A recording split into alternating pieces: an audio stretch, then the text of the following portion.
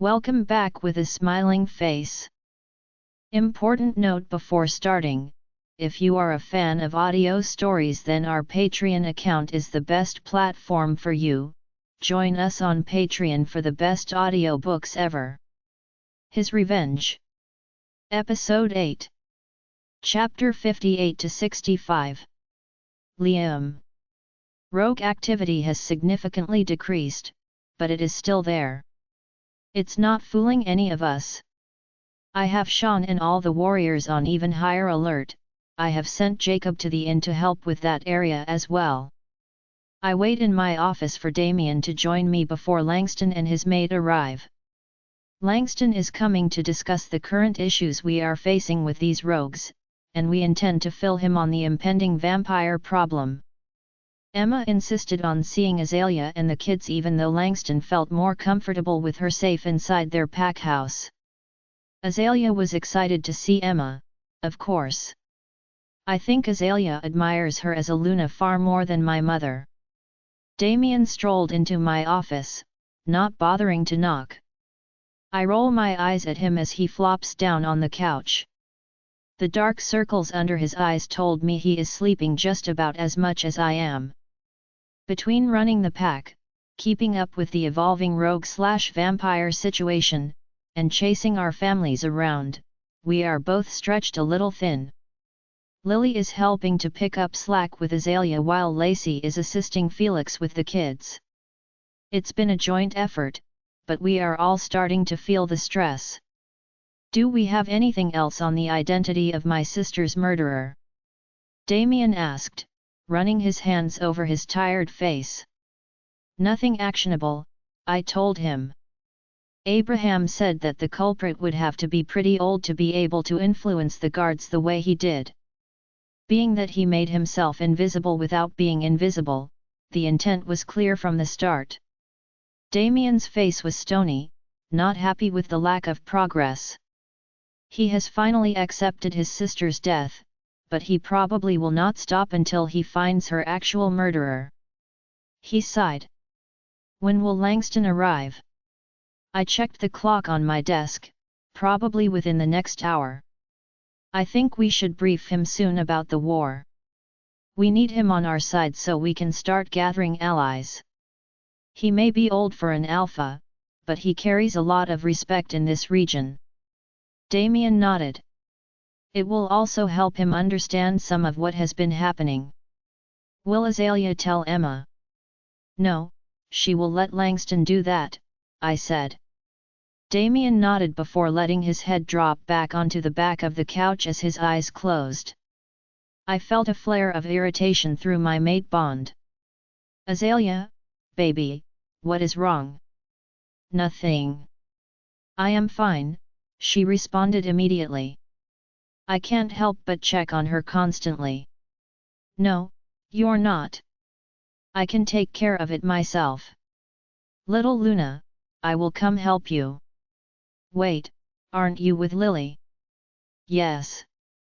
But I do not need any help, Alpha, her emphasis on the last word. I sighed. Lily, why is my mate angry? I gave in. Her sandal fell off her foot, and she can't reach down far enough to get it back on. Lily responded. Can you help her? No offense, but your mate is scarier than you, and I already had to shoo Declan out of here. Damien snickered from the couch. He must know what is going on. I huffed as I stood up. Bull-headed woman, I grumbled as I left my office. Declan was standing outside her door. Your mate is quite riled up today, he said as I approached. Yeah, I know, I told him. I got her, Declan. Thank you. Emma and Langston will be here any time. Felix and Lily will be with her while Langston, Damien, and I talk. I appreciate you. He nodded. Good luck, he said as he left. I opened the door to the comical sight of Azalea's ordinarily pale face redden as she strained to reach past her belly and down to her feet while she sat on the couch. Lily sat at the desk with a mild expression on her face. I said I am fine. Aelia snapped. I'm going to check if they have arrived yet, Lily said, standing. She patted me on the shoulder as she left. I walked over to the couch slowly and knelt in front of her.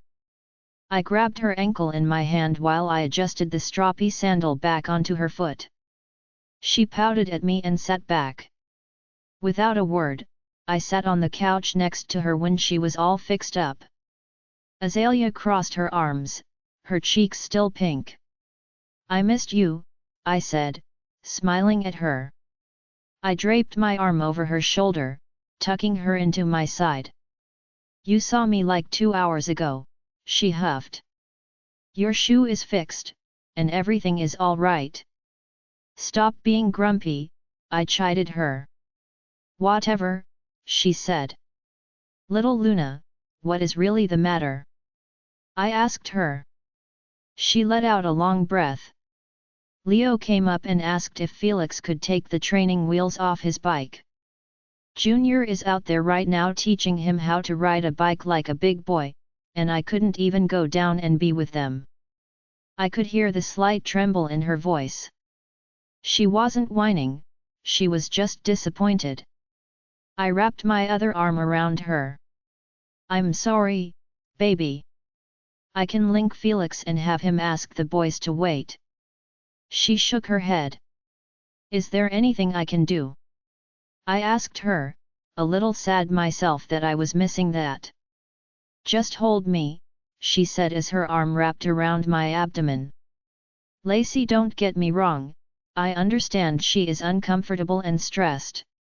It just seems like she is being a tad dramatic, I said to Lily.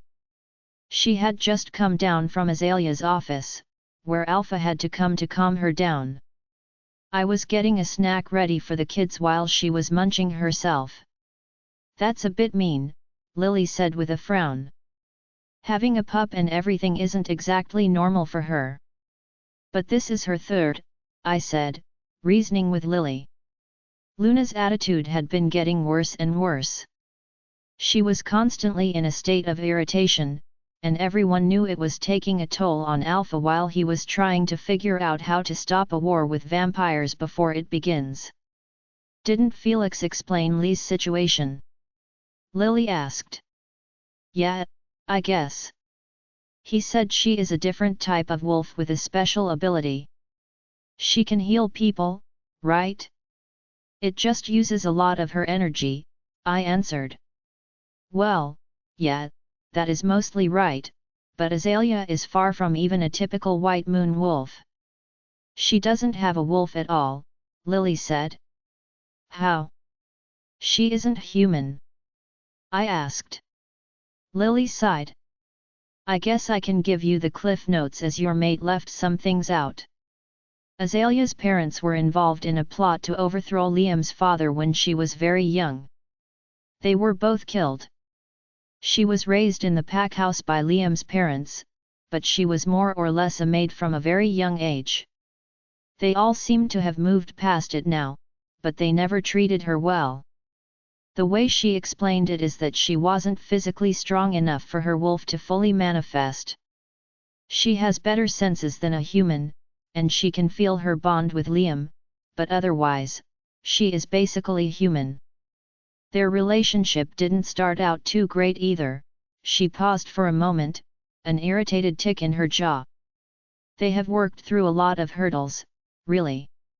Aelia has been targeted a lot, and Liam has always had to take extra care in her protection, which is why she has Felix. Well, the thing Liam can't really protect her from is her own body being weak. Werewolf pregnancies are much faster because we heal and regenerate differently than humans. Azalea's body has a hard time accommodating her wolf pups. From a young age, she has had to take care of herself. She is a hard worker and is much better at taking care of others than being taken care of. Right now, she isn't even allowed to walk up and down the stairs. She can't chase her kids around or take her daughter's school clothes shopping. She isn't even able to use her gift because it risks her and the baby too much.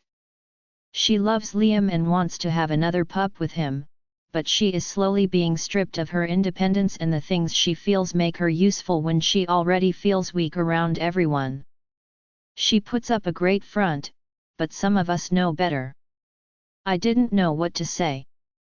There were a few key details that Felix left out when he told me about Aelia and why he was her dedicated bodyguard.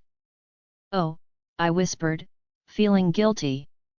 I liked Aelia when we met, she seemed self-assured and confident. As her pregnancy progressed, her attitude has changed, and it seemed a little dramatic.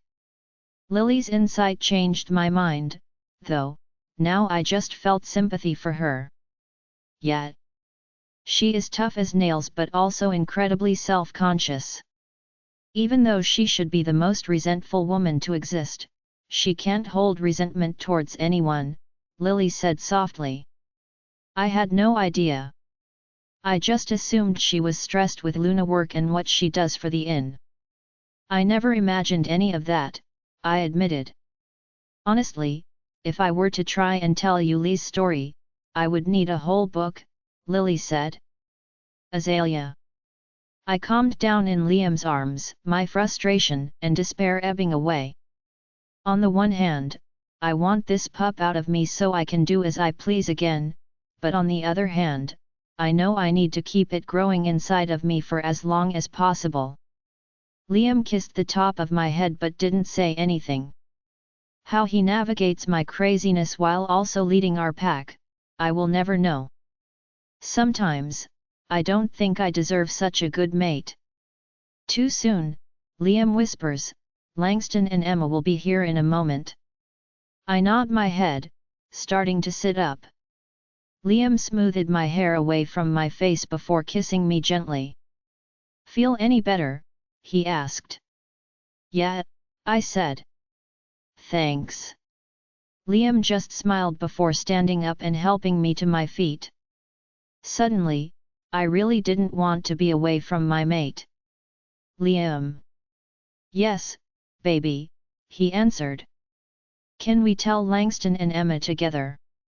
He gave me a discerning look. All right, he said cautiously. Any reason why? I think this might be a better conversation as a group, I reasoned. Okay, he agreed. Then I guess let's get you settled in my office. It will be easier to accommodate everyone in there. He moved to pick me up. Wait. I stopped him. Can I please walk? My legs are so stiff. It's just down the hall. He pursed his lips but nodded. He wrapped his arm around my waist for good measure but didn't protest as we left my office and headed to his. When we got to his office, he grabbed one of the chairs near his desk and dragged it around next to his, only to push me down into his more comfortable chair. I shook my head at him but didn't fight. A few minutes later, Damien came in carrying a few more chairs. Liam must have linked him. They set the chairs up around the desk so Langston, Emma, Damien, and Lily could sit with us around the desk. Lily is bringing them up now, Damien said as they finished. Liam nodded and came back over to sit with me. Only a couple of minutes later, Lily was strolling into the office with Emma on her arm. Liam and I stood to greet them. Oh, Aelia, you are absolutely glowing. Emma cooed as she laid eyes on me. I gave her a warm smile. More like growing, I joked. She laughed as well. You are one beautiful mama, she said. Where are those other ones? I bet Missy is just so big and so close to mating age too. Is she excited? We aren't sure, actually, I said. She is keeping it pretty quiet, but we have some guesses. Emma raised her eyebrows. Oh, is she feeling the beginnings of a bond? Powerful wolves are said to feel their bond before they come of age. We suspect but won't comment. We are just happy that she is happy right now, I told her. Well, we come bearing good news, Langston said. And sadly, we do not have very good news, Liam said. We should sit, said Lily. As we all sat, Liam dived right in, gripping my hand comfortingly. Langston, what do you know about vampires? Chapter 59. I know the circumstances aren't ideal, but I am afraid we won't be able to avoid a war, Liam said. No, I don't think we will, Langston said. But rest assured we will stand with you. You're a good man, Liam, and a good alpha. We can't sit back while your pack and family are targeted. I can't tell you how much I appreciate that, Langston. Liam looked over at his clock. We had been talking about the vampire situation for well over 2 hours now. This has been a lot for now. Why don't we all head down for some dinner? Emma nodded her head sadly. Felix should be taking the kids to the dining room any time now, I said. Emma perked up a little at that. Liam, if it's all right, I would like to have a quick word before dinner. I have something for you, Langston said. Liam looked at me and then Damien. Oh no. Sure, he said. Lily, why don't you and Emma head down to the dining room? Damien needs Aelia for a quick second before dinner, and Langston and I won't be long. Liam, Damien is not carrying me down the steps, I linked him. Fine, I will carry you down and come back up then, he responded. I can go down the steps once, I told him. Bed rest, he chimed. We can do that, Lily interrupted our silent argument. Damien gave me a sheepish and apologetic look. Lily and Emma got up and headed out the door, chatting about the kids. Damien looked down at the floor as he stood, knowing I wasn't happy about this.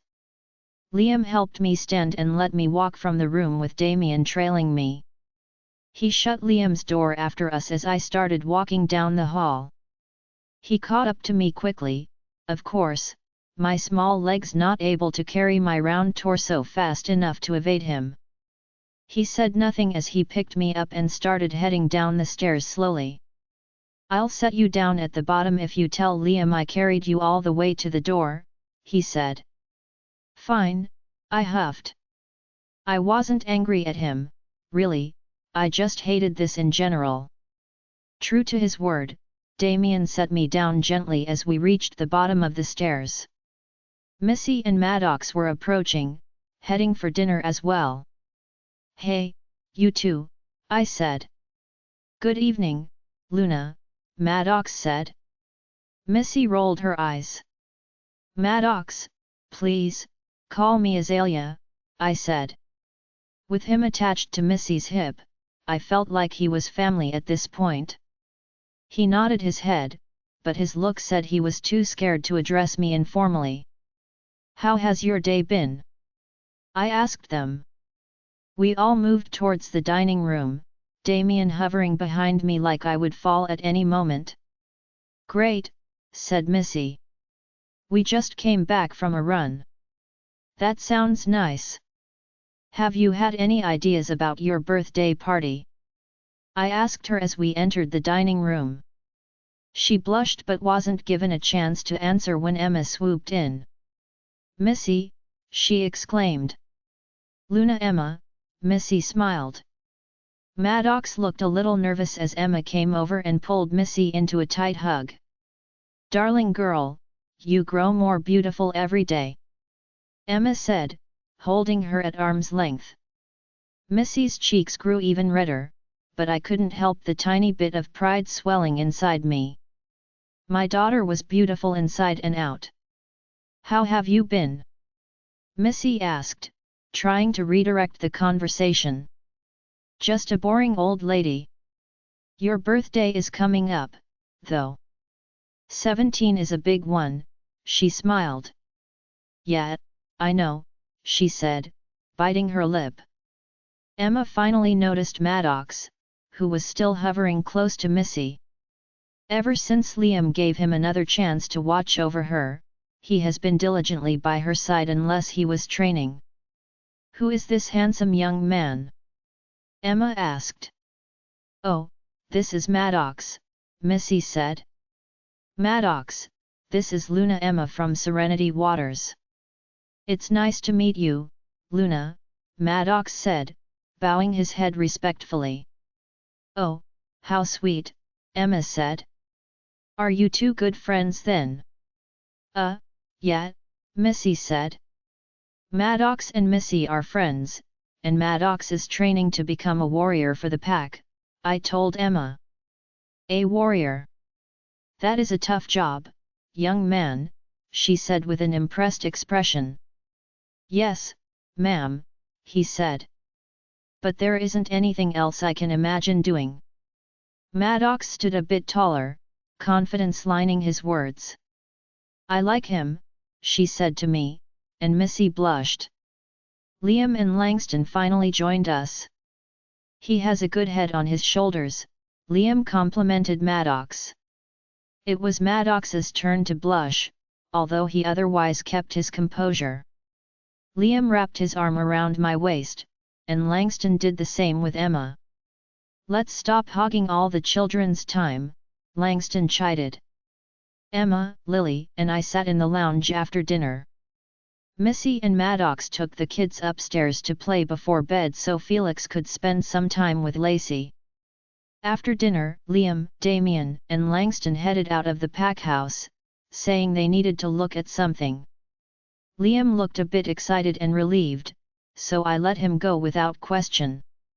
He was so distracted that he didn't even try to figure out how to discreetly carry me from the dining room. So, have you decided on baby names? Emma asked. Oh, we have had a few conversations, I admitted. Liam and I were not exactly seeing eye to eye about our baby names right now. Junior, of course, was named after Liam. Lily suggested Leo after me. Liam is insisting on London for a girl, Lily told her. Well, that is pretty, Emma said. I scrunched my nose. I don't know how all my children were automatically being given L names. Lily laughed. Lee likes Magnolia and Emmerich, she clarified. Or Lycidas, I input. I just didn't want to pick only L names. Your names are off the wall, Lee, she argued. You suggested Levi. I looked it up, there are 24 Levis in our pack under the age of 5. It's a cute boy name, she said.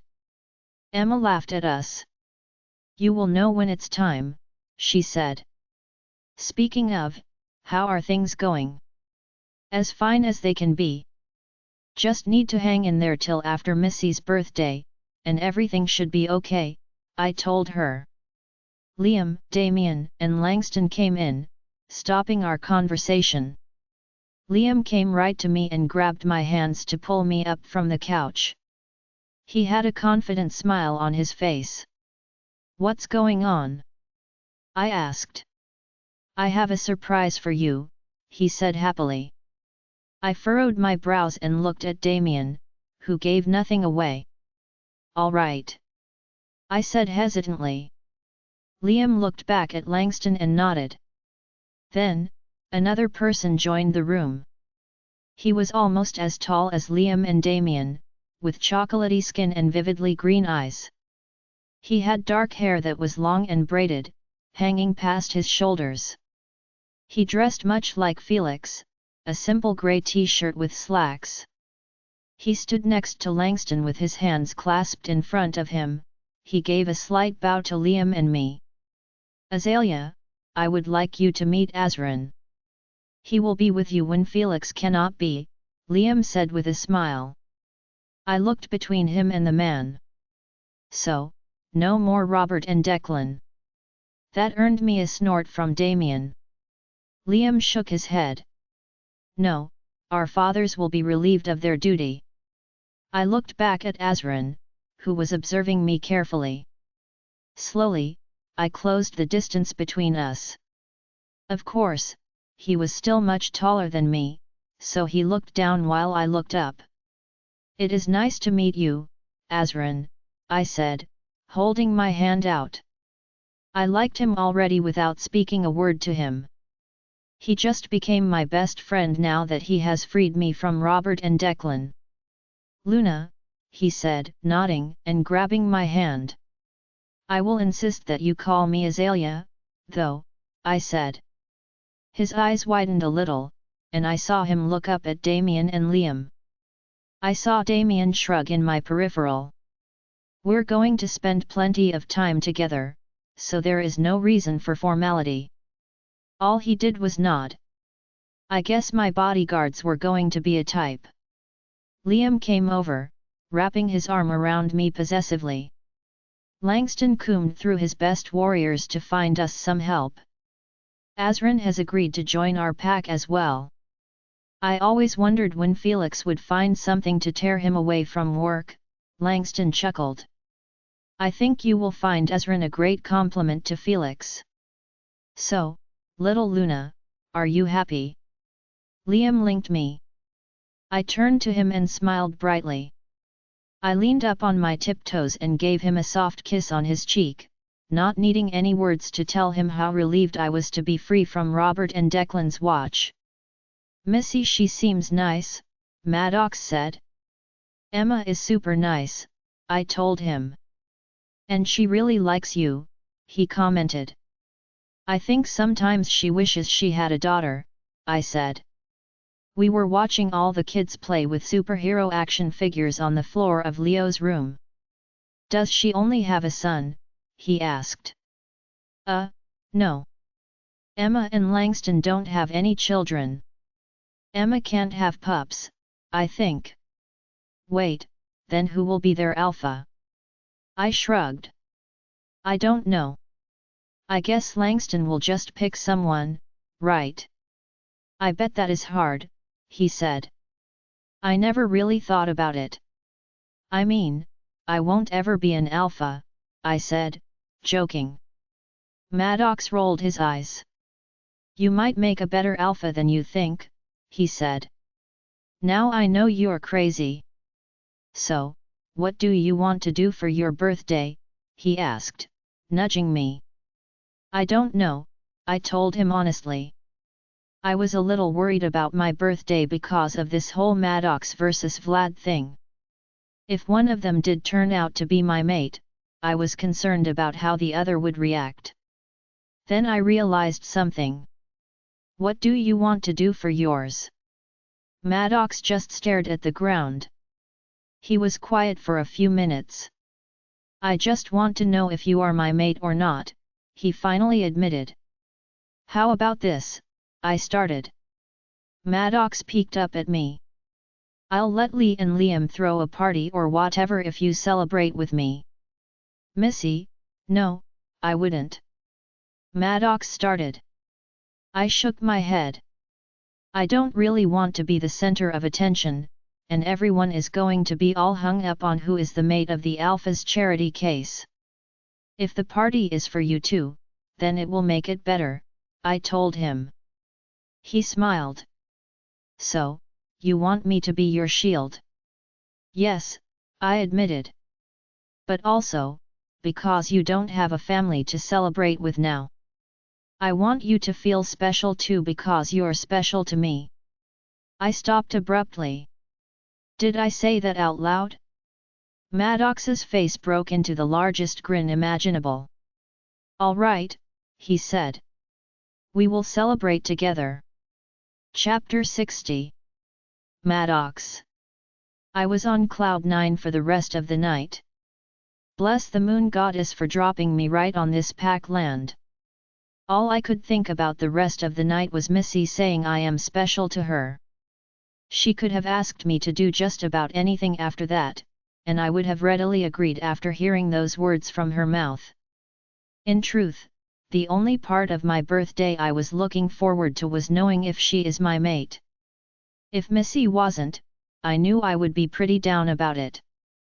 When I came to this pack, I never imagined I had a chance at finding my mate after my pack was destroyed, but meeting Missy changed all of that. Everything about her makes me happy except, of course, Vlad. Birthdays were always a big production in my old pack, especially 17th birthdays. It is probably the most important age in werewolf culture because you become of age and can find your mate. After everything that happened, I was disappointed to be celebrating on my own this year. I thought I would go to Missy's party hoping that she did turn out to be my mate, but that would be it. It was upsetting to know my sister wouldn't be making me my favorite strawberry cake and my parents wouldn't be singing me happy birthday this year. But knowing Missy wanted me with her made it a lot better. Missy questioned me about food choices and decorations, telling me she knew Luna would ask her. At first, I tried to get her to pick what she wanted, but she was insistent on telling her mom some of my favorite things as well.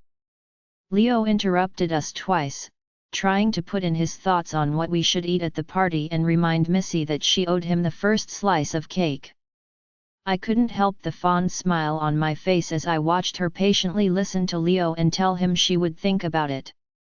After Missy seemed satisfied with enough ideas to give her mom for the party, we built the kids a fort. I was actually a little jealous of the expert craftsmanship of a simple blanket fort the Blackfur children were able to pull off. When Leo immediately went to the closet, pulled out a step stool, and grabbed the blankets designated for fort building, I got the hint this was a regular occurrence. Once the fort was erected to include multiple rooms inside, Delilah and little Liam took turns reading books to their siblings. I pulled Missy from the room and back to hers while they settled inside their tent reading. She put up zero resistance, looking a bit tired. "You're a really good sister, you know that," I told her when we were alone. She shrugged. "No, really. My sister and I would fight like cats and dogs most of the time. I know she loved me, and I loved her, but she always picked on me, and I would do things to make her mad on purpose. Leo and little Liam adore you. I can see it in their eyes, you are like a hero to them." Her cheeks slowly turned a sweet shade of pink. I was an only child before, and then about the time Junior came around, kids my age didn't want to be my friend anymore. I spent more and more time with Junior and Delilah because I didn't really have anyone else to play with. They were adorable babies, so it wasn't all bad. She sat down on the bed and crossed her legs. "They are lucky to have you," I told her. Her face continued to flush, and I internally cooed at how adorable she looked. She looked away from me, and I could tell she wanted to change the subject. "I'm tired." "Are you sleeping in here again?" she asked. I nodded. "If that is okay with you." Missy chewed her lip, looking back at me. "Yeah," she said softly. "Still don't want to be alone?" I asked softly. She shook her head. "Okay."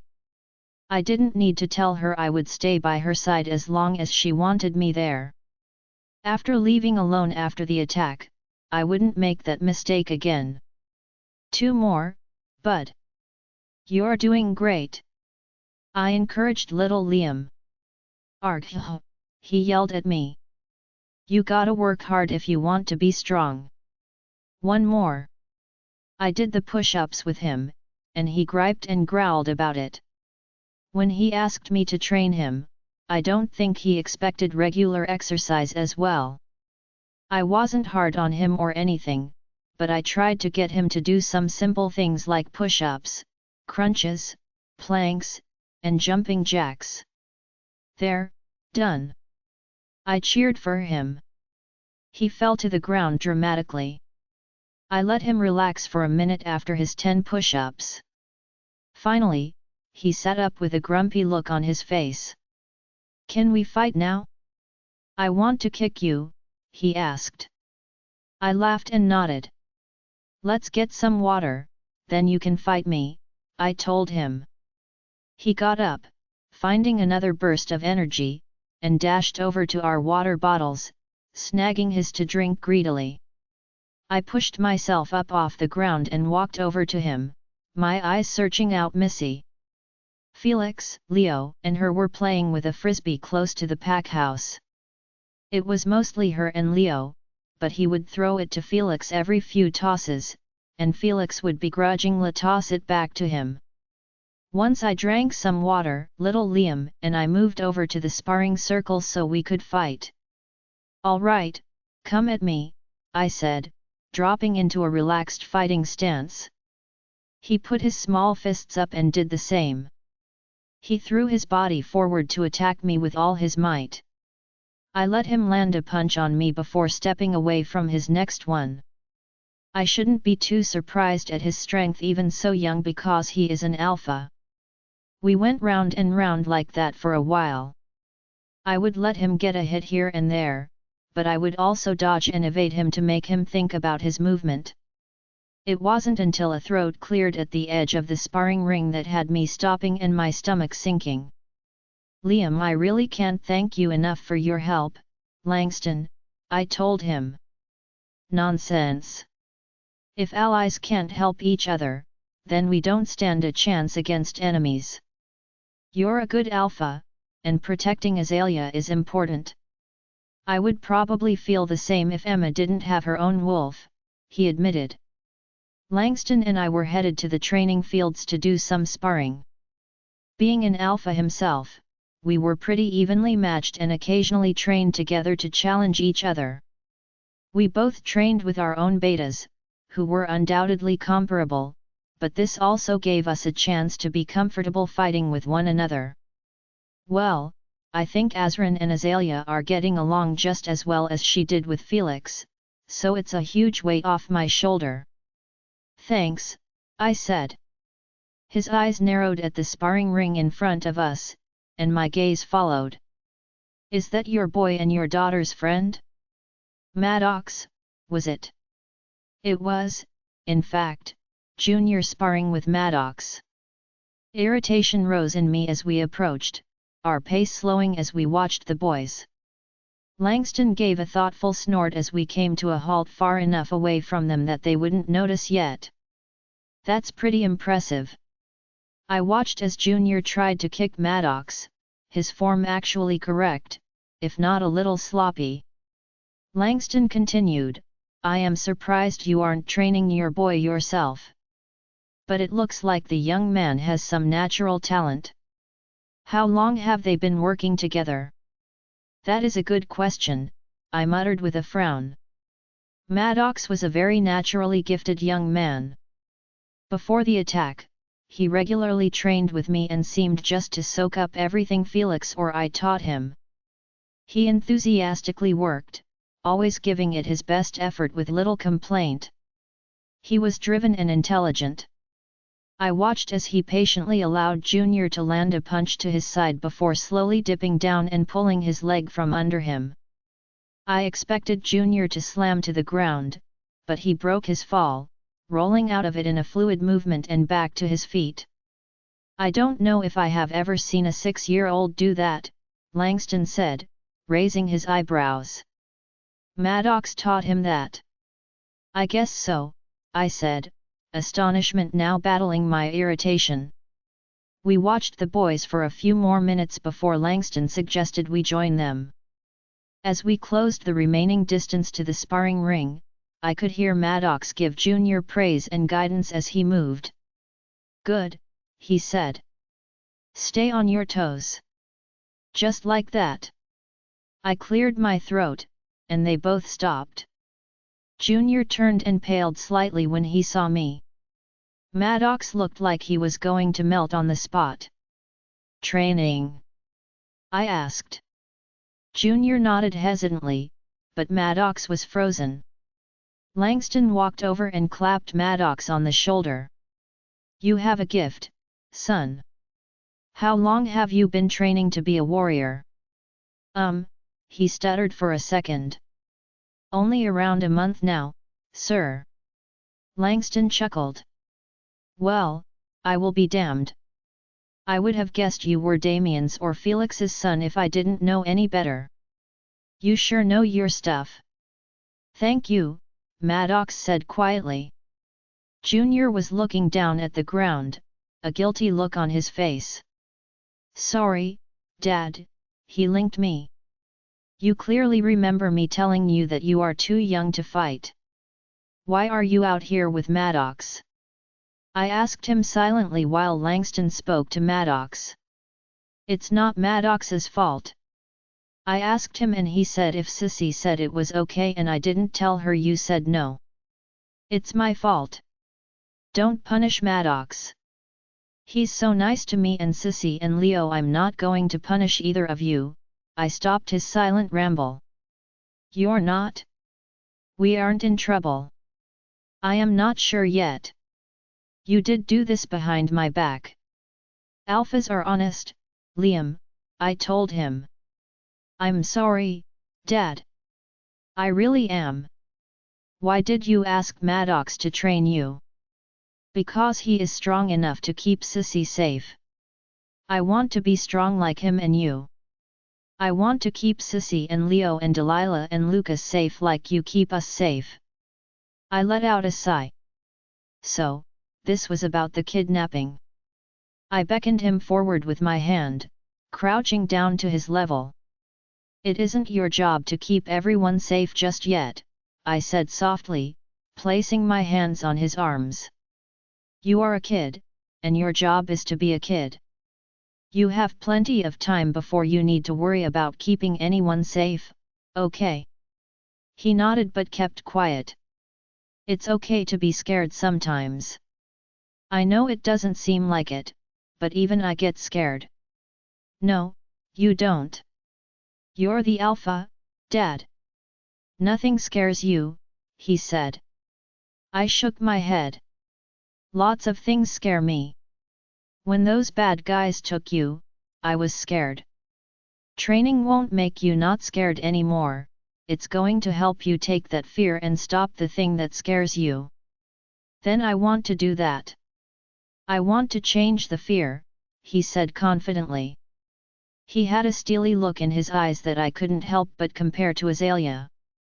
She would give me the same look when she was putting her foot down about something. Okay, I agreed. You can train with Madox, but you can't interfere with his training. And school comes first. He nodded his head, smiling now. Madox is a good teacher, Dad. He made me fall like 1,000 times, but now I don't hurt when he knocks me down. Did he? Well, that is pretty good, I said. I looked up at Langston and Madox, who were watching us now. How about some training with Alpha then? Chapter 61. Aelia, so, does that sound okay? Missy asked me. I could tell she was a bit nervous about her request, but I couldn't imagine why. Of course. I would love to throw a party for both of you. I told her with a giant smile. She came up to my office after lunch to talk to me about her birthday. She nervously asked me if Madox could celebrate with her. And we can have strawberry cake, she asked. Why don't I make a cake for each of you? You hate strawberries, and there is no reason I can't make you each one, I suggested. No, no. That's too much. Just a strawberry one, she said adamantly. I smiled at my brilliant daughter. I knew she was using Madox to lessen the attention that would be on her, but I was still proud of her for considering someone else. All right, I agreed, knowing I was still going to make her a special cake. Thanks, Lee, she said brightly, her shoulder relaxed now. This will be a lot of fun, I'm sure. All right. You go on. I have a party for 2 teens to plan now, I said excitedly. Missy left my office, and I knew I needed to tell Liam right away. She left my door open, and I could see Azran standing in the hallway. So far, I was happy with his presence. I still felt way too embarrassed by Liam coming to carry me everywhere to let Azrin even try, but he annoyed me far less than Robert and Declan. He was a little more talkative than Felix too. I already learned that he does have a mate who will also be joining our pack. He showed me a picture of the man. I think they complemented each other nicely, and I was looking forward to meeting him. Liam, I linked him. Yes, little Luna, he replied. He sounded a bit distracted. Am I interrupting something? No, baby. Never. Missy wants her party to be for Madox as well, I told him. Really? She even insisted I make a strawberry cake because it's his favorite. She doesn't like strawberries at all, he commented. I know. I couldn't help but smile. The thought of Madox and Missy possibly being mates had popped into my mind a few times. I would happily accept whoever her mate was as long as they were good to my daughter. I couldn't lie and say I wasn't hoping just a bit for it to be Madox. I hope she was excited to find her mate. I wanted her mate bond experience to be better than mine. So, we are throwing a party then? Yes, for both of them. Whatever my girls want, Liam agreed readily. I love you, I said. I love you, too. Liam.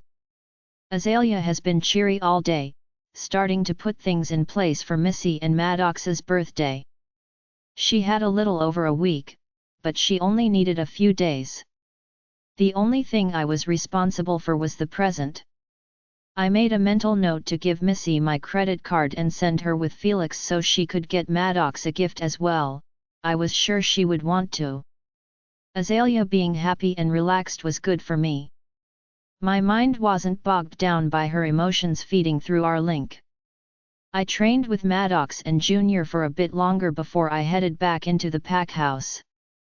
Aelia wanted to sit in the kitchen with Marcy and begin planning, so I helped her before heading to my office. Langston was heading back to his own pack but didn't hesitate to express how impressed he was with Madox before he left. Damien, any word yet? I linked him. They just crossed the border. Patrol informed me. He should be here any minute, Damien replied. I'll be up in my office, I said. I sat down at my desk, knowing it wouldn't be long. This was important for the situation moving forward. I opened my phone and cleared out superfluous notifications. I didn't have to wait long before Damien came into my office, followed by one of our warriors. I set my phone aside and gave them my undivided attention. Damien stood at the side of my desk while the warrior stood in front of me, bowing in respect. Please, sit, I said. He nodded. So, were we correct about the next area to be attacked? Yes, we were. I found what I believe to be an entire pack reduced to a smoking pile of ash, he explained. Were you able to collect any information on missing persons nearby? There was an increase in reported missing persons for the 3 days I was there, but there was no other news coverage that indicated there was a trend being discovered. I nodded my head. So, the pattern Lacey identified is true, I muttered. Damien nodded. Did you run into any suspicious persons?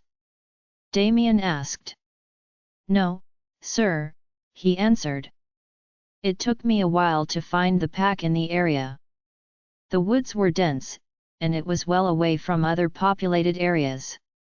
By the time I got there, everything was ash and burnt out. But I did find something. He reached into his pocket and pulled out his cell phone. After opening and clicking through some things, he turned it towards me.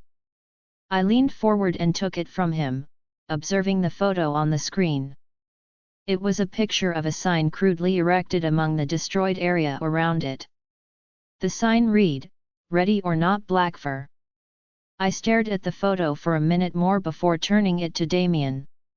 He took the phone from me, also studying the picture. Can you have a report done by tomorrow morning? I asked him while Damien studied the picture. Yes, Alpha, he said.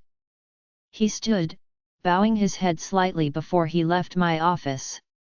I looked at Damien, waiting for his thoughts.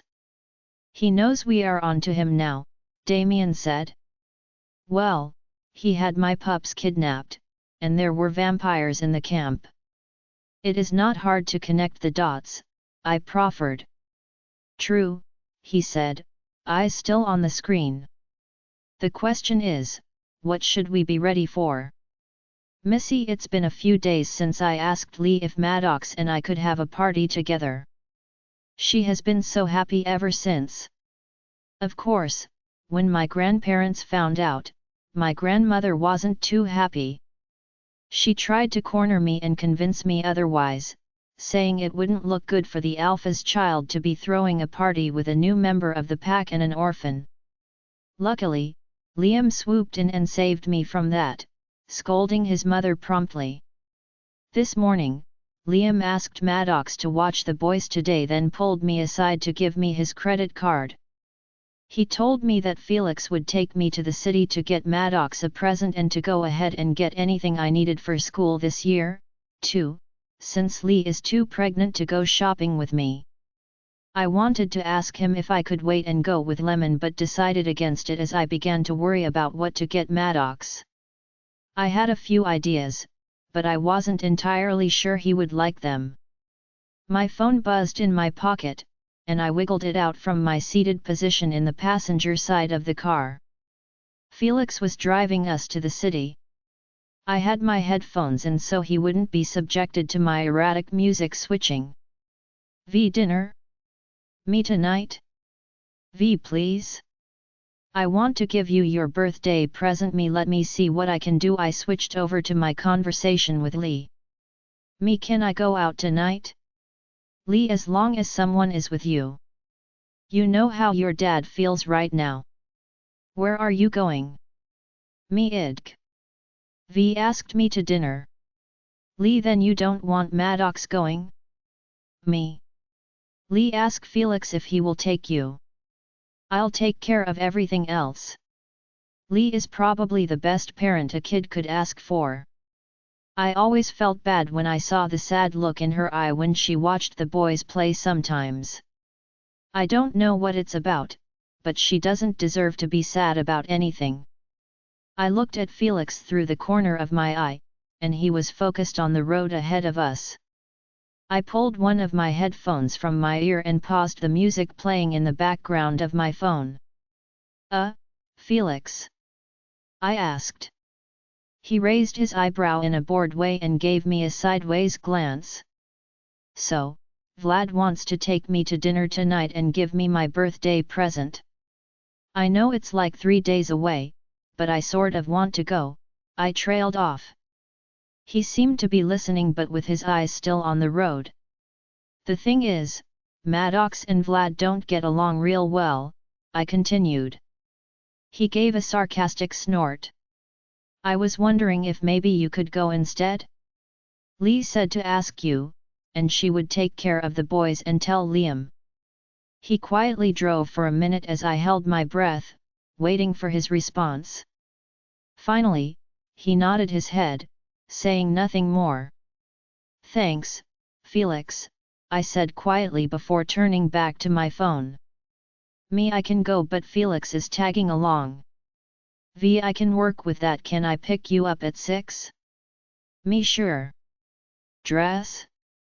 V, casual is fine. I can't wait to see you. I closed my phone and left the conversation there. I was still a little nervous after not seeing since that night at the cabin. I still didn't know where we stood. I wish I already knew how my birthday would turn out so that I could avoid all this anxiety. When we got to the mall, I started with my school clothes, thinking that was the easiest to accomplish and it would give me more time to think about Madox's present. Felix didn't seem to mind trailing around with me, although I am sure I was getting some fascinating looks. I tried to ignore them, but it is a bit odd for a giant man like Felix to be casually strolling around with a teenage girl. It probably wouldn't be so bad if he weren't so silent and broody all the time. Luckily, I didn't need that many things. Being almost 17, I was just about done growing. I picked out a few new shirts and a couple of pairs of jeans to replace some of my older, more worn ones. I also picked out a new sweater. Even though werewolves were naturally warmer, I still enjoyed wearing sweaters and cardigans, especially in the fall and winter.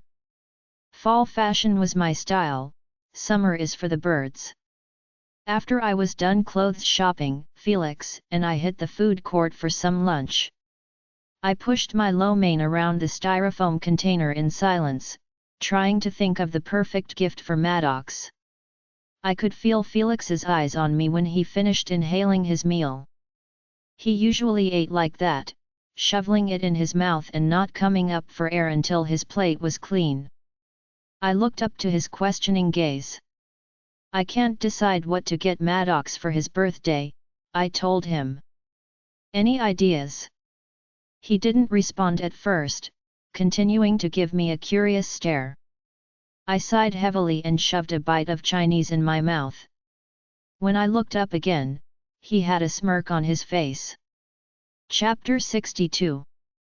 I wrung my hands nervously as I looked myself over in the mirror. I didn't know why I was so nervous, but I just was.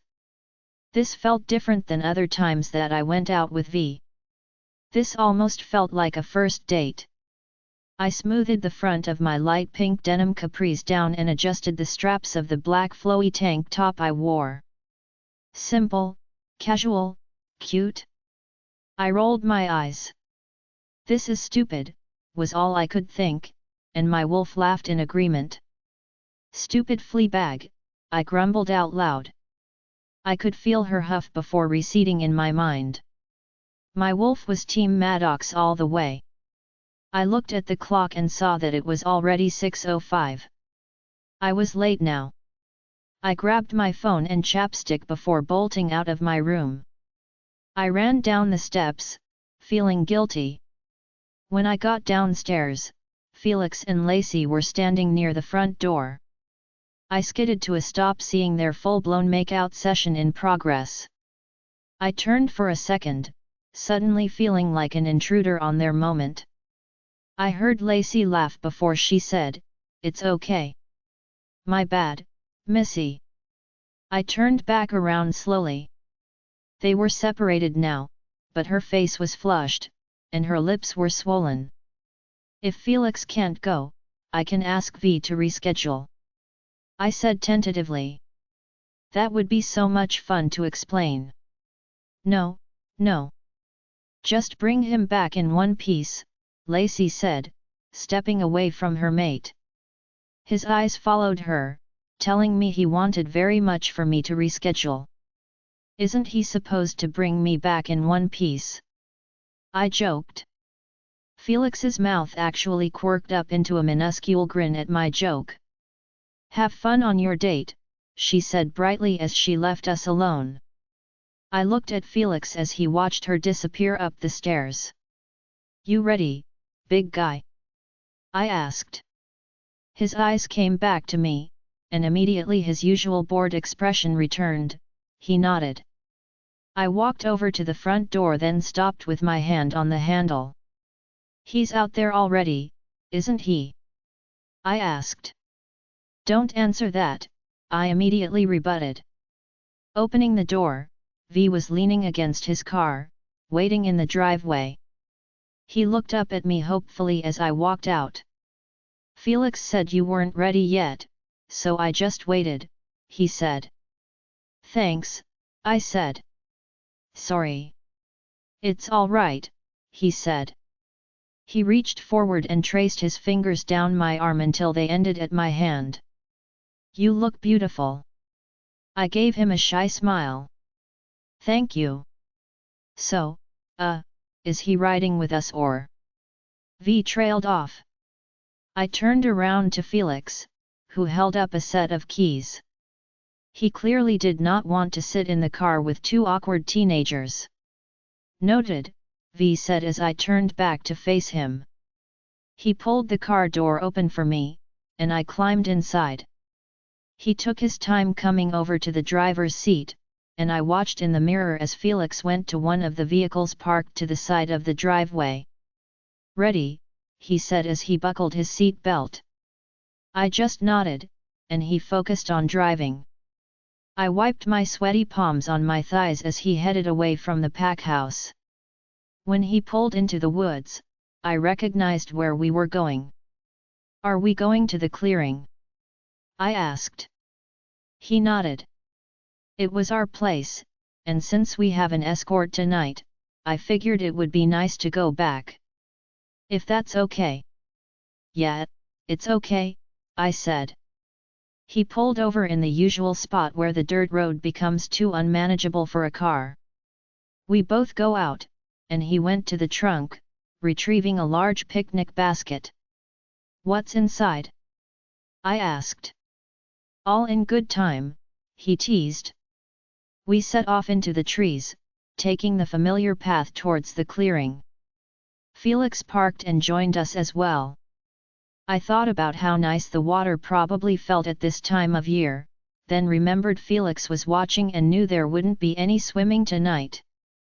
When we reached the clearing, the late summer foliage swirled around me.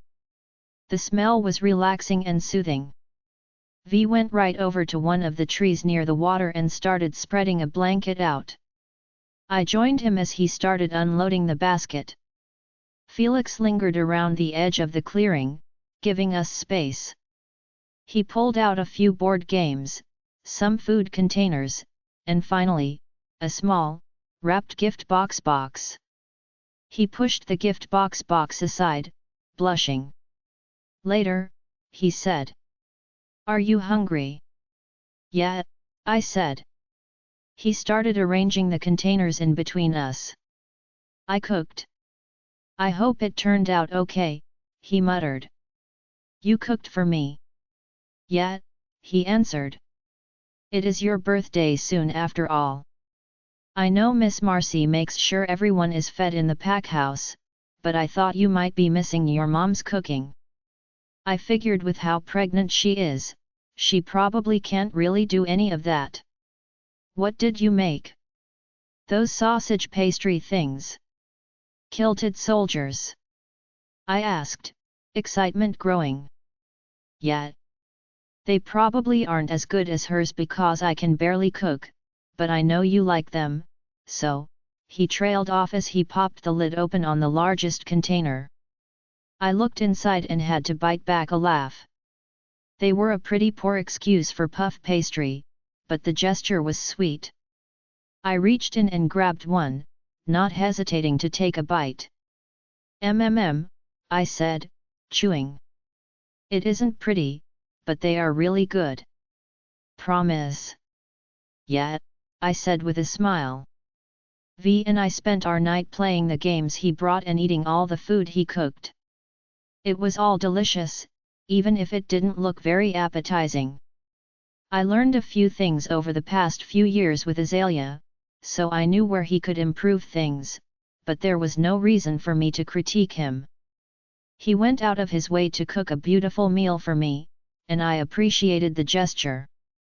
"I seriously think you are cheating at this point," I said after my third straight loss at aggravation. "There is no way you are this good when there is a dice involved." "It's just strategy," he laughed. I scowled at him. "Don't pout," he teased. "You beat me twice in checkers." "True, but this is still making me mad," I said. "Would you say it is aggravating?" I looked at him with wide eyes. "That was awful," I burst out laughing. "Made you laugh," he smiled. I rolled my eyes fondly. He started collecting the marbles back into the box. "I know you are sort of under constant surveillance, so I don't want to keep you out too long." "It's no big deal," I said, sneaking a glance at Felix. I still felt guilty that we ate all the kilted soldiers before I thought to offer him some. No, I should get you back, he said, closing the box to the board game. But first. He reached over and grabbed the small gift box and held it out to me. Upon closer inspection, I could see the paper was wrapped precisely around the squat, rectangular box. There was even a tiny matching bow on top. I grabbed it, flipping it over so I could open it carefully from the seam. As I pulled the paper away, I realized it was a jewelry box. I looked up at V with confused eyes. He just nodded at the box to tell me to open it. I carefully pulled the hinged lid up to reveal a charm bracelet with 3 charms on it. Each one was a wolf with a different color stone on it. My eyes went back up to V. What? I started to ask. So, I know it bugs you that you don't have much to remember your birth parents by. I know you love Liam and Aelia but miss your birth parents still. So, I may have asked Aelia for a little help and found out when their birthdays were. Each wolf represents one of you and has your birthstone in it. I thought it sort of looked like a family, and it could help you remember them. I stared blankly at him for a moment before my eyes began to well with tears. V. I breathed. I didn't mean to upset you, he said, not worried. I shook my head, and he brought his hand up to my cheek, wiping a tear away with his thumb. I'm sorry. He looked a little lost. I love it, I whispered. His eyes softened, and his shoulders relaxed. You do. So much, I said. Thank you. I looked down at the beautiful bracelet in my hand. V reached forward and took the box from me. He removed the bracelet and unclasped it so he could put it on me. Once it was secured around my wrist, I turned it around and around, watching the light of the sunset shine on it. V, this is so thoughtful. I don't know what to say, I said finally. You don't have to say anything. I am just happy you like it, he said softly. I looked back up into his eyes. He leaned forward and kissed my forehead. I closed my eyes and just relaxed into his touch. Come on. Let's take you home. I sat on my bed, now changed into pajamas and admiring my bracelet. I had some photos from my old house, and of course, it was waiting for me if I ever decided to live in it again. But there wasn't much else. My parents' things got packed in boxes before they locked the house up. I am sure Liam would let me go if I asked, but I was nervous about going back. I felt lighter looking at the bracelet. V was really remorseful about what he did, and this present showed he does care. Not that I needed anything more to complicate the Madox-Vlad situation, but I felt like this was confirmation that I could trust him. A soft knock on my door interrupted me. Hey, Madox said, peeking his head in the room.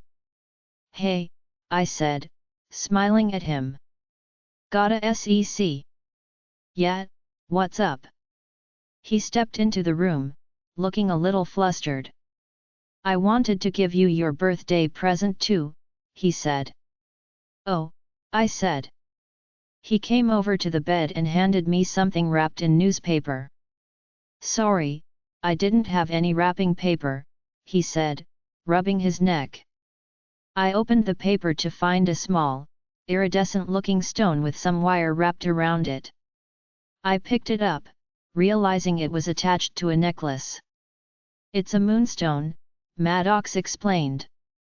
My sister gave it to me a long time ago.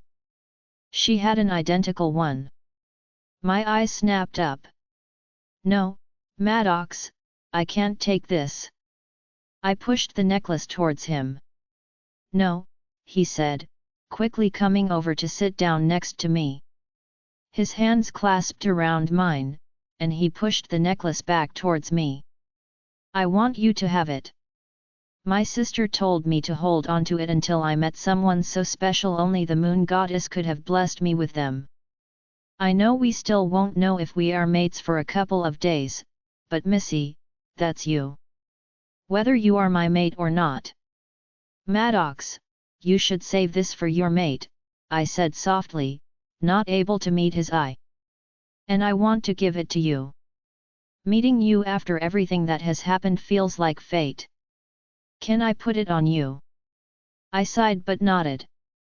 He took the necklace from my fingers and wrapped it around me, quickly fixing the clasp in the back. It looks perfect, he said, smiling sweetly. My fingers came up to graze the cool, smooth stone. Thank you, I said. He leaned forward and placed a kiss on my cheek. I'll see you in the morning, he said before he got up and left me alone with his present around my neck.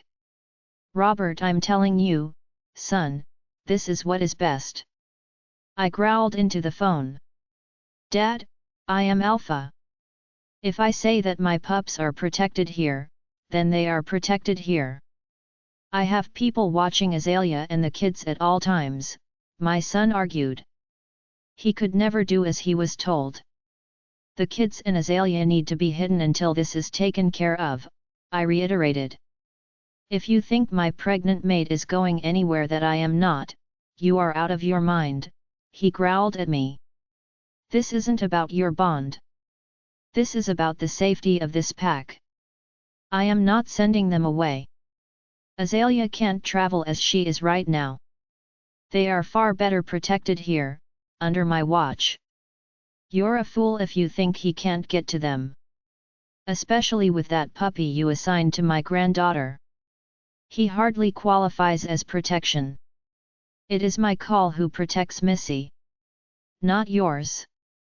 I have been Alpha for over 8 years now, Dad. You need to stop questioning me. I will stop questioning you when you act accordingly. What have I done to put this pack in jeopardy, exactly? And do not even start with choosing a weak mate. I fumed silently for a moment. How I raised such an insolent and disrespectful air, I do not know. Aelia made him soft, and alphas can't afford to be soft. Call Grey back. And consider relocating your children and mate before it's too late. Yet, he replied before cutting the line. I let out a forceful breath. I looked up to see Lissa standing in the doorway. You can't tell him what to do, Robert. He is a grown man and has been for a long time. We couldn't pick his mate, and we can't make his decisions. Those grand pups made her soft, far softer than she ever was with our son. He needs to see reason soon, or Warwick will get exactly what he wants. Chapter 63. Liam. I stood at the back door to the pack house, secretly watching my mate. I chuckled as I watched her try and direct everyone to decorate the backyard how she saw it in her head without helping. I knew she would get up and help at some point because it was impossible to stop her sometimes, but, for right now, she was sitting in a chair handing out various decorations and directing the few helpers I enlisted for her. She sent Azrin up a ladder to hang some lights that were supposed to be crisscrossing between the pack house and the tent set up on the other side of the patio. I could see the look of irritation on his face as he moved them around until she was satisfied with their placement. A hand landed on my shoulder. Your dad is looking for you again, Damien said behind me. I turned to face him. No, I said, already knowing where this would go. Liam, maybe we should just send the pups away. Our parents can look after them, and we can focus on Warwick, he tried to reason. We can't send all the pups in the pack away. Plus, they are perfectly safe under our supervision. They were already taken once, he pointed out. And they were not supervised when it happened. Plus, we weren't here. We won't allow them to be unattended again. As we spoke, Felix was supervising them playing soccer with a bunch of other kids on the lawn far away from Aelia's decorating. I just worry that we are expending manpower keeping an eye on the kids that could be watching elsewhere, Damien said. I took off, heading towards my office. All the stress recently had me feeling cooped up, and I really wanted to let Gavin out to stretch his legs. This conversation has now happened 3 times in 2 days, and I was over it. Who is to say Warwick won't find them when they aren't here? I argued. I know it is still possible, but it is less likely, he countered. I disagree. I sat down behind my desk, hoping this conversation was over. Damien lingered in front of me. Can you please just talk to Aelia about it? Lily agrees with me. She thinks we should let my parents take Delilah and Lucas away from the pack for now, he said. Fine, I said, knowing I wasn't going to bring it up to my mate. I made the decision, and it was final. It was quiet for a few minutes as I opened my laptop and went to my email, not wanting to discuss this further. Azrin seems to be fitting in nicely, he said, finally heading over to the couch to sit down. His mate should be joining us tomorrow, right? Yeah, I think so. Aelia seems way happier. Our bond is no longer a constant state of anger, I commented. I looked over at him to see him smiling. What? It's just funny. She's so tiny and fragile while also being so capable and strong. It's probably a good thing you tried to reject her at first. You two both got a chance to grow up, he said. Yes, my heart-shattering rejection of my mate was for the best. You know, you're getting kind of soft and mushy. Maybe I should make Delilah train with Junior so she can toughen you up, I said, turning back to my computer. I'm not soft, he said in a dead voice. Sure, you aren't. How long was that pre-bedtime tea party last night? I teased.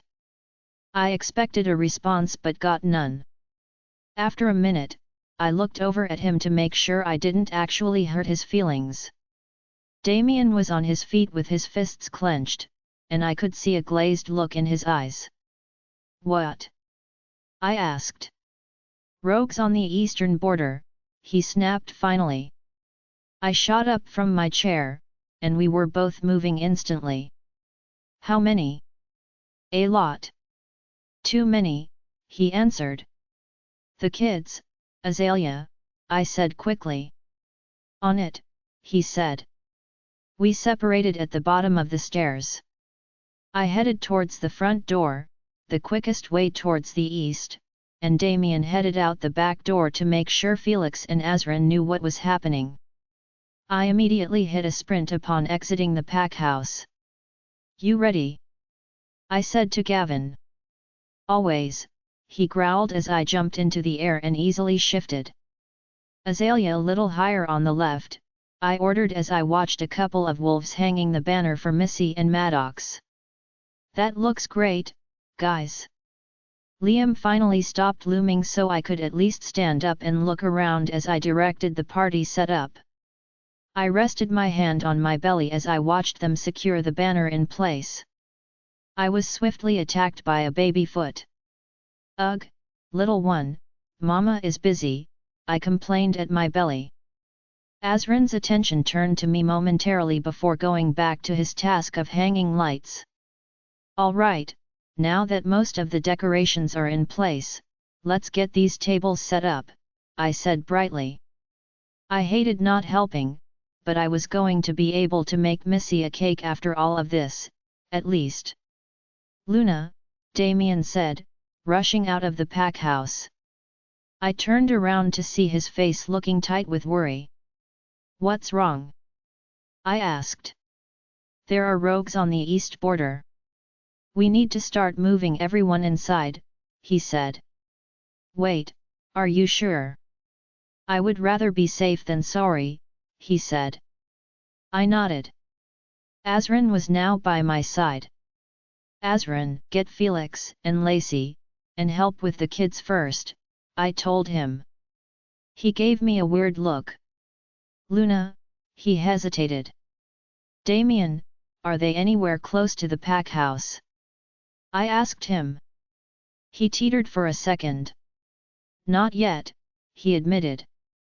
Liam is already headed that way. But there are a lot of them. Then children first, I said resolutely. Damien nodded to Azrin, and he took off towards Felix, who was watching the kids' soccer game. I looked at Damien. Those aren't just my children on the lawn. They all need to be brought inside. I'll handle it. Go help Liam. He seemed to understand as he started to turn away. Where is Missy? Damien asked before he left. I paled. She ran off with Madox into the woods an hour ago. I have no idea what they are doing, I rushed as I pulled out my cell phone. I frantically dialed her number. Get everyone inside, then Felix can go find them, Damien said, knowing he needed to leave. Okay, I said, nodding as I listened to the phone ring endlessly. With an unsure look, Damien turned and took off running around the pack house. Missy's phone went to voicemail. I tried again with no response. Felix, Lacey, and Azrin were herding the children towards the pack house. Everyone needs to get inside. I called to the now confused wolves around me. Mommy, why can't we finish our game? Leo asked, running up to me. He was closely followed by Delilah and Junior. Oh sweetie, I'm sorry. We just need to go inside for a little bit, okay? But why? We were winning. Lacey kneeled down next to him. Let's go inside so your mom doesn't have to worry for just a few minutes. I bet Miss Marcy and I can find a snack for us, she said, trying to distract him. He pouted at her. I looked up at Felix, who was watching his mate interact with Leo. All right, he said, crossing his arms. She grabbed his hand and led him inside, the other kids also following. Felix and Azrin lingered behind with me. When the kids made it inside, and the other wolves were moving that way, I continued, don't scare the kids unless we have to. Azrin and Felix nodded. Felix, I don't know where Missy and Madox went, and she isn't answering her phone. He scrunched his eyebrows for a minute. He had no time to respond to me, though, because we heard growling and barking all of a sudden. Felix and Azrin spun around, already ready to attack. Wolves were rushing from the trees towards us. Howls sounded around us, telling me the warriors were coming. Austin and Jacob burst out of the pack house, shifting as they hurled themselves at the incoming invaders. Felix sprang into action first, charging at the attackers. Azrin stepped back, shielding me from view but not taking his eyes off the fight unfolding in front of us. We need to get you inside the pack house. Azrin yelled. I clutched my stomach protectively as our warriors began racing onto the lawn. Before Azrin could do anything, a scraggly-looking grey wolf launched himself at us, jaws open in attack. Azrin shot forward, not bothering to shift, and grabbed the wolf around his neck, trapping him in his arms. Azrin and the wolf hit the ground, the wolf wrestling to get free and Azrin trying to stop him. I backed up slowly, the fighting now drawing near. Azrin managed to snap the attacking wolf's neck but two more jumped on top of him immediately. Liam, this was too easy. They went down far too quickly. I linked Damien. We looked around at the mini-ME that we just ended. These rogues were all small and weak with no true fighting ability other than some natural instinct.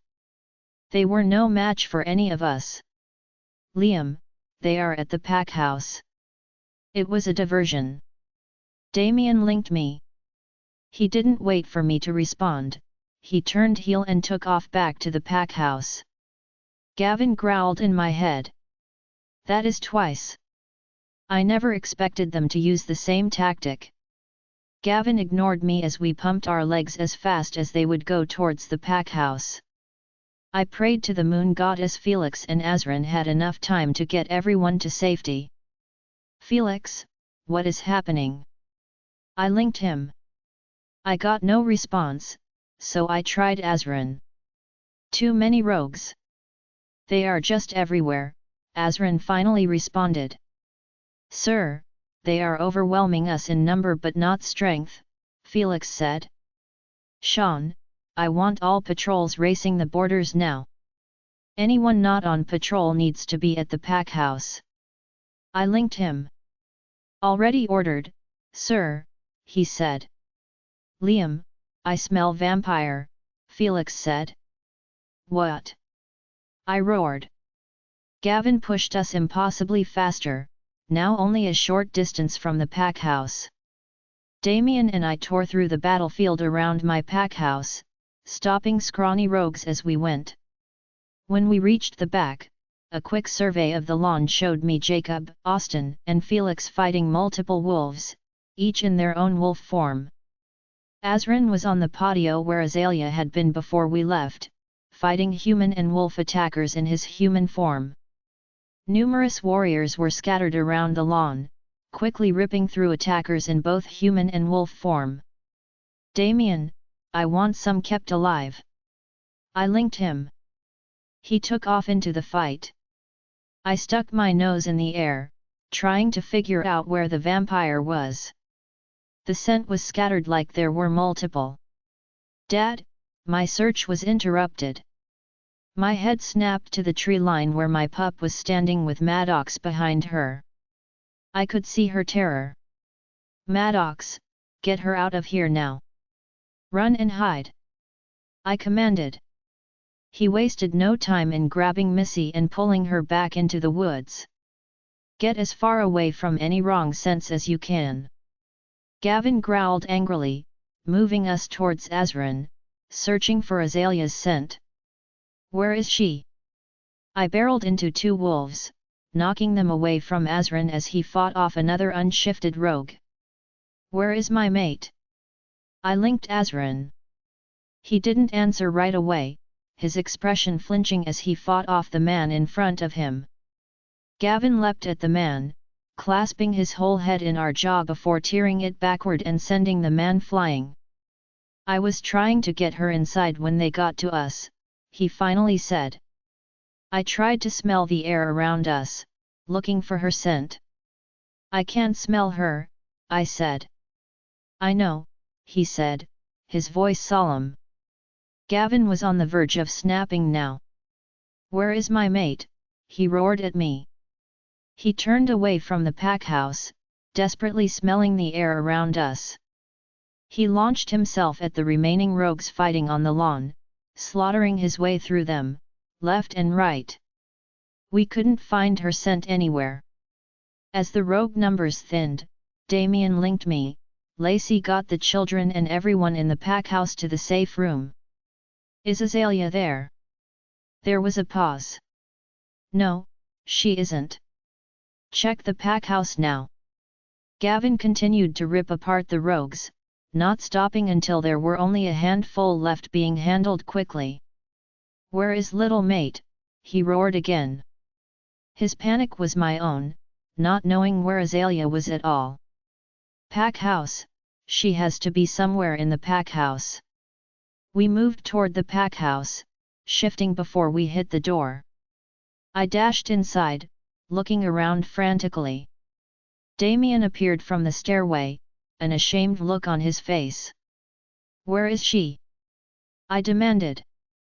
I tried to move past him, thinking he found her upstairs. He grabbed me by the shoulders. Liam, she isn't here. I think they took her. Chapter 64. Aelia. My body is heavy as my mind tried to clear. This fogginess was vaguely familiar as I tried to wake myself up. Soreness crept over me as I became aware of my body lying on a hard surface. Ugh! I let out a weak groan. I tried not to panic as I slowly reached my hands up to my stomach and rubbed it. I felt a small flutter, relaxing my worry. Feeling beneath me, I realized I was lying on a cement floor. After a lot of feeble effort, I managed to push myself up to sit with my arms supporting me. I blinked my eyes, trying to clear away the fuzziness. I was in a dim room with cement walls and a cement floor. There was one door on the wall across from me and a tiny window above me, letting in the smallest amount of light. My eyes started to acclimate to the dark, and I noticed a vent cover near the floor on another wall. I shivered. Looking down, I was still in the clothes I was wearing previously, a loose tank top and maternity shorts, but my sandals were gone. Then realization flooded through me: the attack. All the rogues were attacking us, getting through our borders. They hadn't come from the east as Damien said, they came from the west. That means that the attack on the east side was a distraction like last time. I racked my mind trying to remember everything that happened. Bits were coming back to me, but it wasn't all connecting. I rubbed my face, trying to clear away the fogginess still lingering. This is what it felt like when Cole drugged me. I shivered involuntarily, not wanting to think about that again. I pushed myself all the way up, spreading my legs to accommodate my round belly. My throat was parched, and my body was aching. I looked around again, trying to see if there was anything else in the room as I rubbed my hands along my arms. The door on the other side of the room swung open violently. Fear crawled down the back of my neck as a pale man stood in the doorway. He had dark, handsome features that were twisted into a cruel smile. "Our little pregnant Luna is finally awake," he drawled. "My apologies, truly. My kin did not realize they would not need to use so much to make you compliant." I gave him a stony look. "What do you want?" "Oh dear, you surely already know that. This has been a long time coming for your little puppy Pack and Blackfur," he laughed. "Warwick?" I said. He smiled evilly. "So, she isn't just a pretty face," he said. "Yes, I am Bancroft Warwick, the vampire that is going to rid the world of you filthy mutts." He took a few steps into the room, looking around with a bored expression. Someone else entered the room behind him. "Ah, yes, your amenities have arrived." The man behind him moved towards the corner of the room, setting down a bucket. Then he came back over to Warwick, handing him something folded up before he scampered from the room. "It's so hard to find tough ones these days," he sighed. "Do you mind if I borrow this for a moment?" he asked rhetorically. He spread out the folded blanket in his arms, laying it onto the cold cement floor, before lowering himself onto it. His eyes raked over me as I shielded my stomach protectively. He let out a shallow laugh. "Oh, I am not going to do anything," he said. "It's not time yet. And I have one more piece to collect." That pesky little boy managed to evade my soldiers with my prize. He watched me again for a moment. I tried to keep my facial expressions neutral, but the fear and confusion were winning over. "Why am I here?" I asked. I knew I needed to get as much information out of him as possible if I had a chance of getting out of here. His cruel smile returned. "Isn't that obvious? You are here so I can slowly strip away everything from your mate." My gut clenched. If he is targeting Liam like this, he would definitely kill the baby and me. He waved his hand around dismissively as he continued, "I know he is not the one who started the war with me years ago, you dogs certainly don't live that long. But he is not only the descendant but the spitting image of Johnson Blackfur. It just makes revenge much easier, honestly." Warwick spoke like we were having a normal conversation over coffee, as if he were not holding me captive. Taking all those little pups didn't quite go as planned, he continued. But then, dogs are so unreliable. Luckily, my other plans are working wonderfully. I now have his BH with the unborn pup, and soon I will have the one of mating age as well. You bastard! I yelled. He was planning on taking Missy. You won't lay a hand on her. Oh, I won't? Just like I wouldn't lay a hand on you. He moved incredibly fast, crouching in front of me in the blink of an eye. He ran a cold, scratchy finger down my cheek. I would be careful, little BH. Dear little Theodore may have told you about my kind, but you haven't seen what I am capable of yet. I was frozen as his dark voice filled the narrow space between us. His eyes bore into mine for another minute before he sat back. I do have choices, though, he continued as if we were still carrying on a conversation. I could use his little pup to make myself a hybrid. I have only heard whispers, but I must admit I am curious about the possibilities. Or I could just be more direct and let her fend for herself against one of my kin. It truly is a hard decision. You are sick? I spat. GE is sick. I am simply returning a favor, he countered. We didn't wipe vampires out. You are clearly still here, I said through clenched teeth. You dogs will never understand your place, he said, shaking his head. That's why you need to be taught a lesson every once in a while. Warwick stood to his full height. No matter. Everything is already in place. I will slowly strip everything away from Blackfur. I will destroy everything he has before I destroy him personally. If you want to fight him, then fight him. Leave the pack and my family out of this. But what fun would that be? His grandfather killed so many of my children, and I never got the chance to return the favor thanks to that mangy greyback. I couldn't hide my surprise at the mention of greyback. There was only one wolf in the whole pack named that. What are you talking about? Oh, that is right, that old mutt is close to you. Well, I haven't forgotten the bite he left me with and will be paying him back in kind before I finish with your mate. He watched me for a moment, deciding that I still needed more explanation. I guess he never told you, little old Greyback was the one that thought he delivered the fatal blow that night. Greyback was the one. Yes.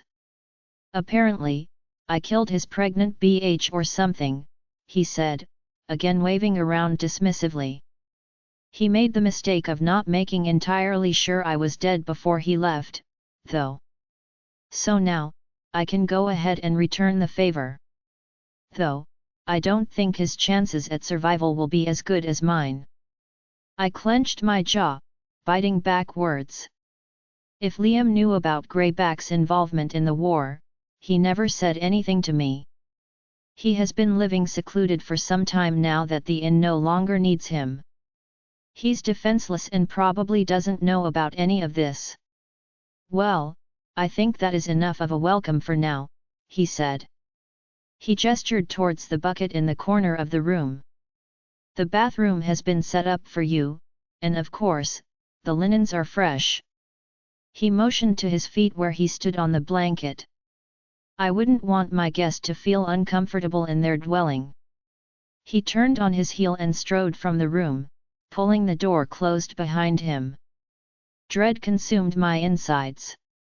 All I could hope for right now was for Liam to get the kids to safety and find me before it was too late.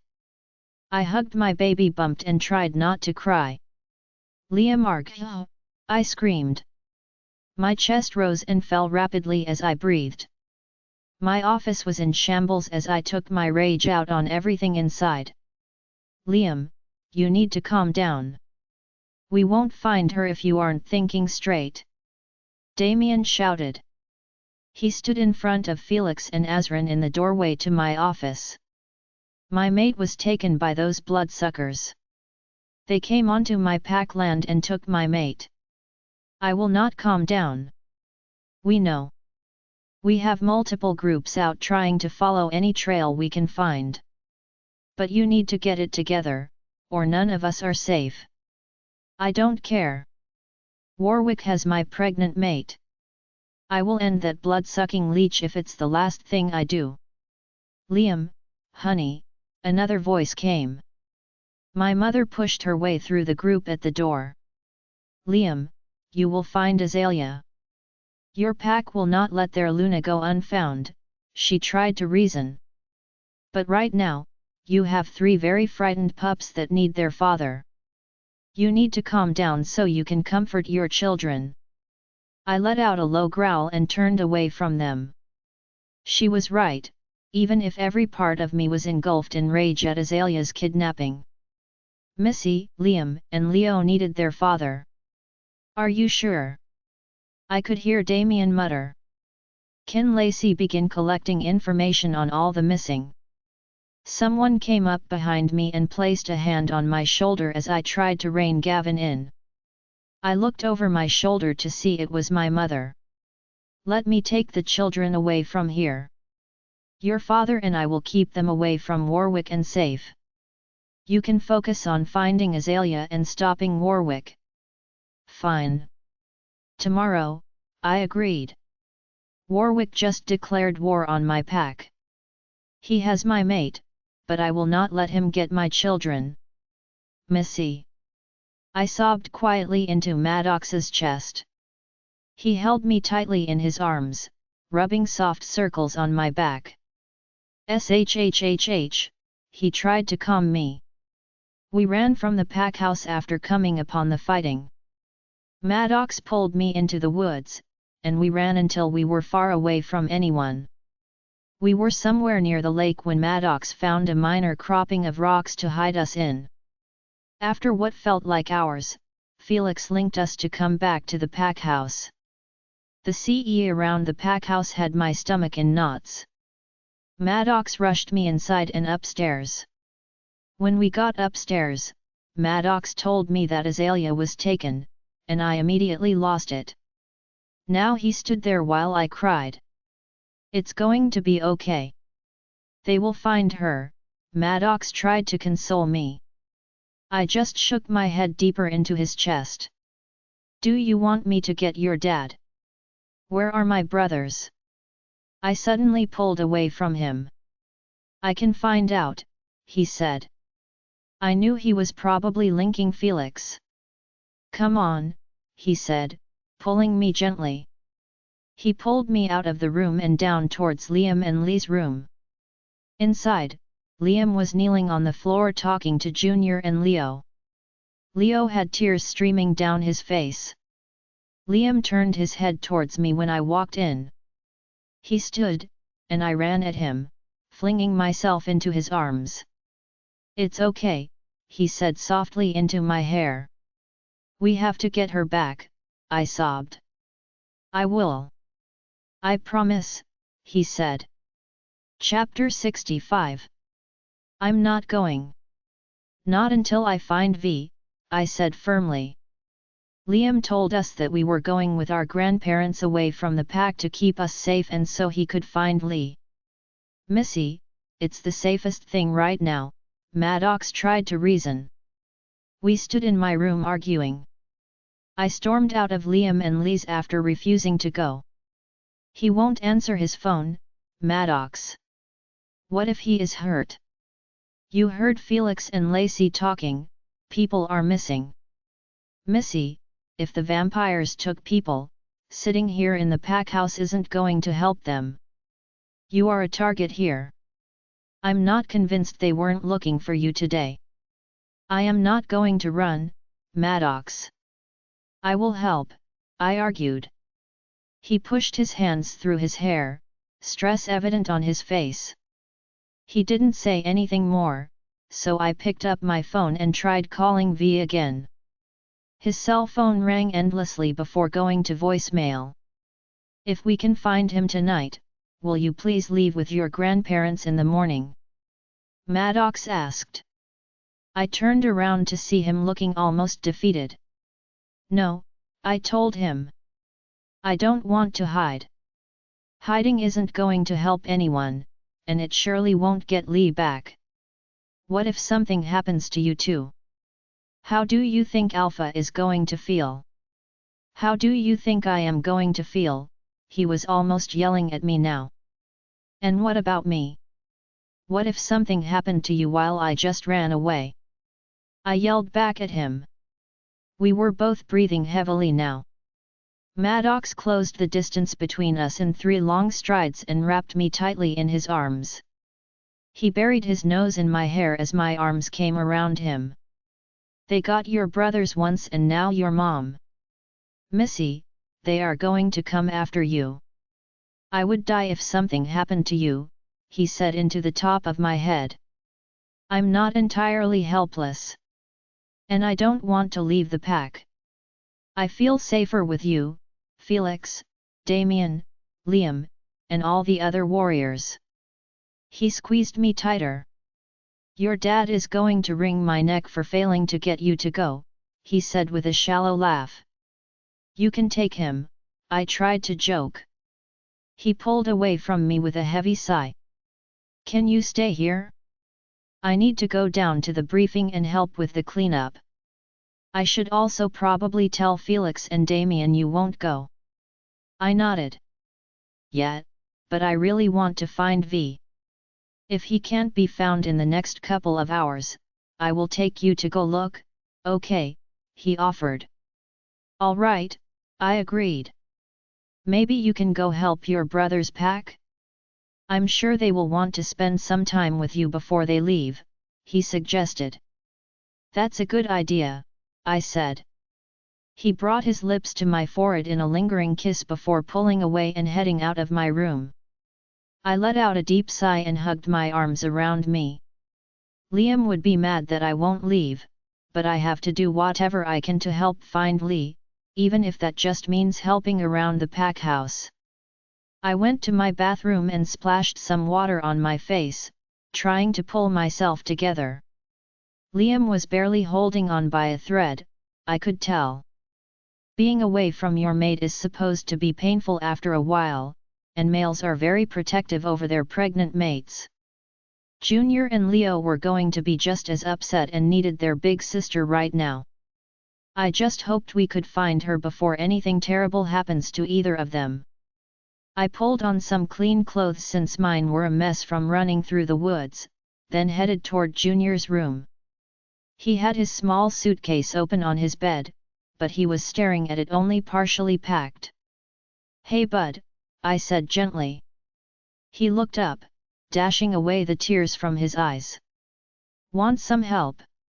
He turned back towards his suitcase but nodded his head. I came up next to him and kneeled on the ground.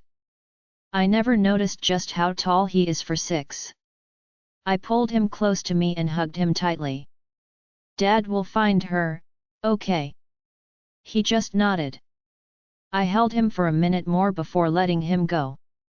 I ruffled his hair and started grabbing some of the clothes in the pile next to the suitcase to fold up. We worked together in silence as I helped him fold things and pack them. I went to his drawers and grabbed some extra stuff, not knowing how long our grandparents were going to keep them away. When we were zipping us his suitcase, Delilah came in. She hugged him tightly. I'm sorry about your mommy, she said as she squeezed him. He squeezed her back even tighter. I snuck out of the room, letting them have their moment. I know they are really young, but it would be just about the sweetest and most adorable thing if they ended up mates one day. They are already best friends. My heart hurt a little bit for how much this all would make them grow up. I went down to Leo's room to find him sitting on the floor, sniffling. Hey, little L, I said softly. He looked up. Sissy, I want mommy, he pouted. I came over and sat next to him. I know, big guy. I do, too, I told him. He laid himself on my lap, and I rubbed his back. Did Daddy leave to go find her? He sniffled. He will soon. He's going to bring her home safe and sound, I said. And my baby too. MMMHMM. And the baby too. Leo snuggled into me more. I don't want to go with Grandma and Grandpa. I want to be here when Mommy comes home, he whined. I know. But the bad guys could come back, so it's best if you go with Grandma and Grandpa where there aren't any bad guys, I told him. Are you going? He asked. I was afraid he would ask. No, I'm going to stay here and help find Mommy, I told him gently. But what about the bad guys? I don't want them to get you too, he started to cry. I ran my fingers through his hair. I have Madox. And Daddy, and Uncle Damien, and Felix. There are lots of people here, so you don't worry about me, okay? Plus, Daddy taught me how to fight a long time ago. I will just punch the bad guys, I told him. I guess it's okay if Madox will protect you, he said, raising his head. If he doesn't protect you, I am going to kick him. He paused.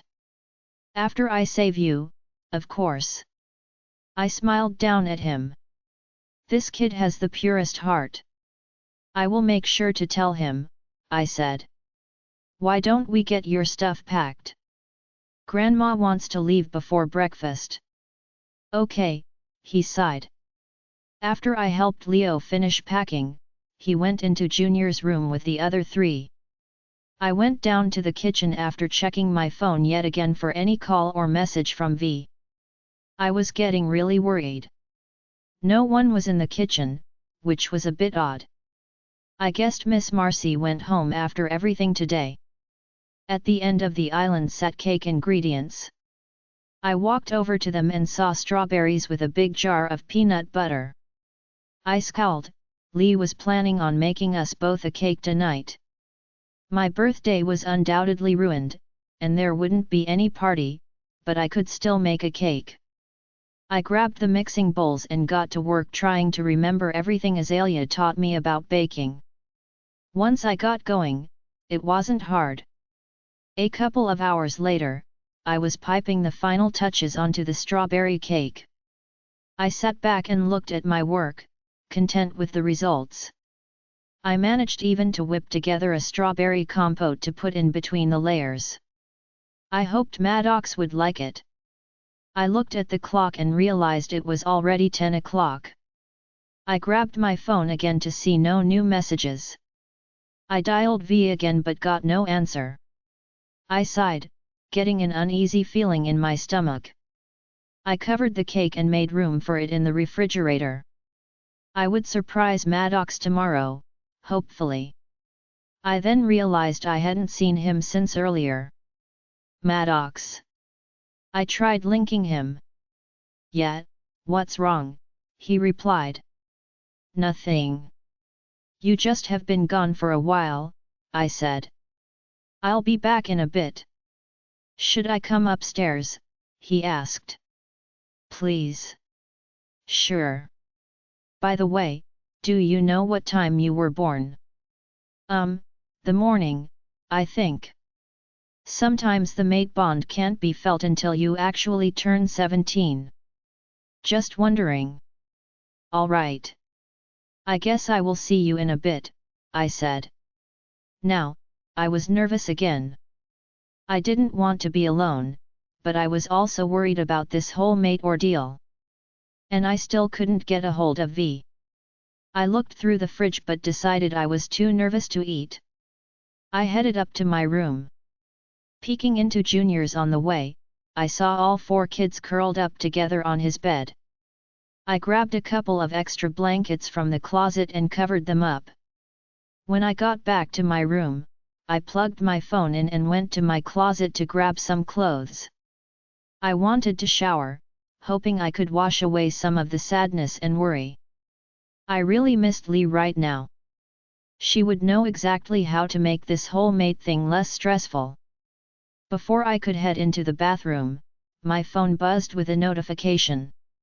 I rushed over to it and almost collapsed in relief at V's name. V, I'm okay, are you? Me, sort of. V, there is a rumor that your mom was kidnapped? Me, it's true. V, come to the cabin, I am already here. Me, why? V, I was here when it happened, dropped my phone, had to come find it, biting my lip. I weighed my options. I had no idea when Madox would be back, and I didn't want to bug him. Wolves were crawling around the pack right now, certainly, no one would be able to do anything tonight. Me, for a bit, give me 15. Madox, what's wrong? Beta Damien asked me. I looked up at the moon in the sky. I was born just after midnight, so I would know as soon as I smelled her if she was my mate. Nothing, I muttered as we continued. Damien and I were tracking all the trails around where Missy and I hid today, looking for anything that could help, but the scents were growing almost too faint to detect anymore.